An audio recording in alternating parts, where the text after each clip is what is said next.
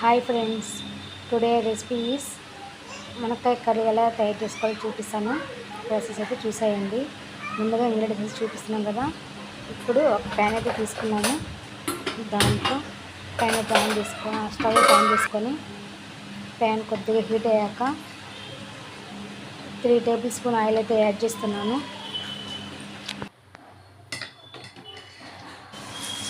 చూసారు కదా, 3 table spoon oil అయితే యాడ్ చేసేసాను. ఆయిల్ కొద్దిగా హీట్ అవ్వాలి. హీట్ అయ్యాక 1 టేబుల్ స్పూన్ ఆవాలు, 1 టేబుల్ స్పూన్ జీలకర్ర, 1 టేబుల్ స్పూన్ మెంతులు అయితే యాడ్ చేసేసాను. ఇప్పుడు కొద్దిగా ఆయిల్ అయితే మంచిగా ఫ్రై అవ్వాలి. అది ఫ్రై అయ్యాక ఆనియన్స్ అయితే యాడ్ చేసేస్తున్నాను. చూసారు కదా, ఆనియన్స్ అయితే యాడ్ చేసేస్తున్నాను. రేపు గూడూరులో జెండా ఉత్సవం, ప్లీజ్ విజిట్ జెండా ఉత్సవం ఫ్రెండ్స్. ఆనియన్స్ అయితే వేసిన తర్వాత కరివేపాకు అయితే వేసాను. కొద్దిగా ఫ్రై చేసుకోవాలి. బ్రౌనిష్ కలర్ వచ్చే వరకు ఫ్రై చేసుకోవాలి. ఇప్పుడు ఫ్రై అయిపోయి కదా, ఇప్పుడు టమాటోస్ అయితే యాడ్ చేసేస్తున్నాను. టమాటోస్ అయితే యాడ్ చేసేస్తున్నాను కదా.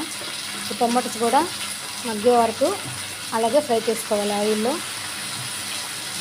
చూసాను కదా, ఇవి కూడా ఆయిల్లో బాగా మగ్గే వరకు అలా ఫ్రై చేసుకోవాలి. ఇప్పుడు కొద్దిగా నేను వెల్లుల్లి అయితే యాడ్ చేస్తున్నాను. వెల్లుల్లి ఫ్లేవర్ అనేది ఎప్పుడైనా పులుసుకి యాడ్ చేయండి, టేస్ట్ అయితే ఇంకా సూపర్గా ఉంటుంది. ఇప్పుడు యాడ్ చేస్తాను కదా, కొద్దిగా గల్లుప్పు అయితే యాడ్ చేస్తున్నాను. ఇప్పుడు మళ్ళీ ఒకసారి ఫ్రై చేసుకోవాలి. ఇప్పుడు ఒక 10 మినిట్స్ మూత అయితే పెట్టేద్దాం.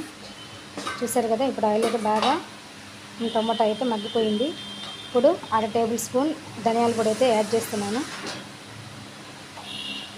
ఇంకొక 1/2 టేబుల్ స్పూన్ ధనియాలు అయితే యాడ్ చేశాను. నేను మళ్ళీ ఒకసారి ఫ్రై చేసుకోవాలి. ఫ్రై అయిపోయాక మునక్కాయలు అయితే యాడ్ చేసేస్తున్నాను.